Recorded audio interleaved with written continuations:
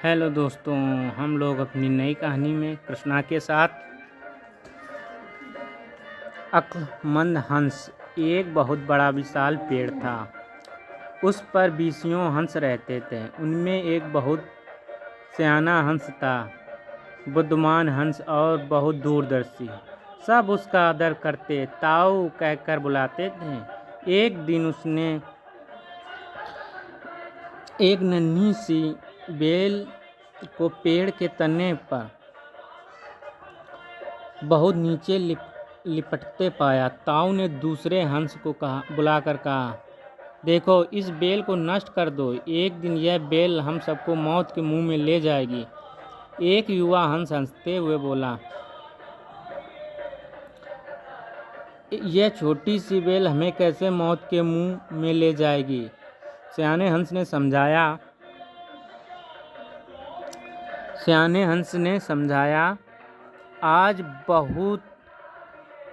आज यह तुम्हें बहुत सी छोटी लग रही है। धीरे धीरे यह पेड़ के सारे तने को लपेटा मारकर ऊपर तक जाएगी। फिर बेल का तना मोटा होने लगेगा और पेड़ से चिपक जाएगा। तब नीचे से ऊपर तक पेड़ पर चढ़ने के लिए सीढ़ी बन जाएगी। कोई भी शिकारी सीढ़ी के सहारे चढ़कर हम तक पहुंच जाएगा और हम मारे जाएंगे। दूसरे हंस को यकीन न आया, एक छोटी सी बेल कैसे सीढ़ी बनेगी? तीसरा हंस बोला, ताऊ, तू तो एक छोटी सी बेल खींचकर ज्यादा ही लंबा कर रहा है। एक हंस बड़बड़ाया, यह ताऊ अपनी अक्ल का रौब डालने के लिए अंट संट कहानी बना रहा है।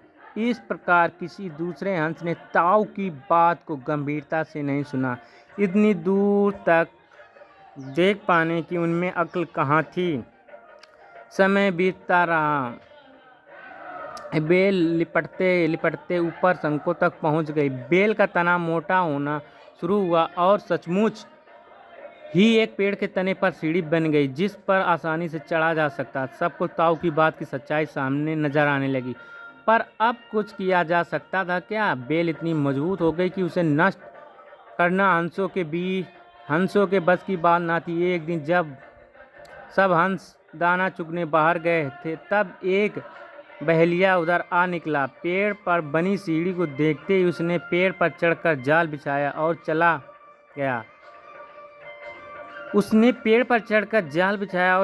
शाम को सारे हंस लौट आए। पेड़ पर उतरे तो बहेलिया के जाल में बुरी तरह फंस गए। जब वे जाल में फंस गए और फड़फड़ाने लगे, तब उन्हें ताऊ की बुद्धिमानी और दूरदर्शिता का पता चला। सब ताऊ की बात न मानने के लिए लज्जित हुए और अपने आप को कोस रहे थे।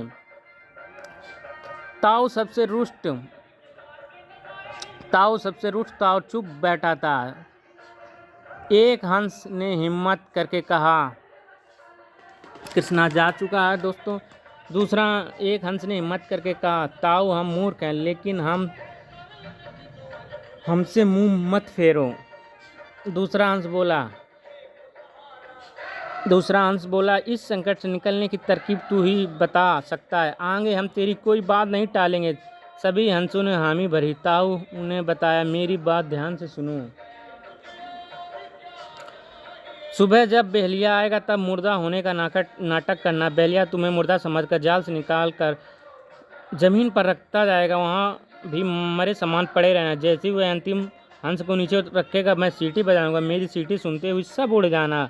सुबह बहेलिया आया। हंसों ने वैसा ही किया जैसा ताऊ ने समझाया। सचमुच बहेलिया हंसों को मुर्दा समझकर जमीन पर पटकता गया। सीटी की आवाज़ के साथ ही सारे हंस उड़ गए। बहेलिया अवाक होकर देखता रह गया। सीख, बुद्धिमानों की सलाह गंभीरता से लेनी चाहिए। हेलो बच्चों, आपको ये कहानी कैसे लगी? जय हिंद, जय भारत।